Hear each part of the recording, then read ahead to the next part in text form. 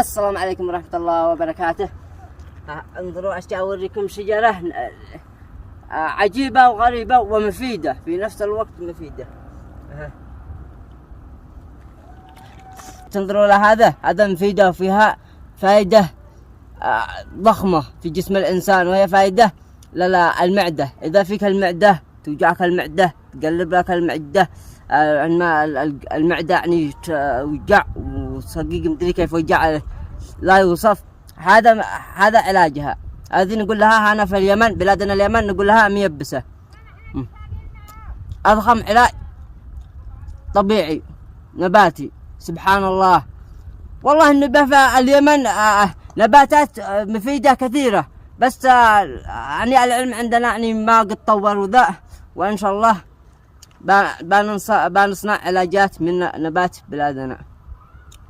وإلى اللقاء.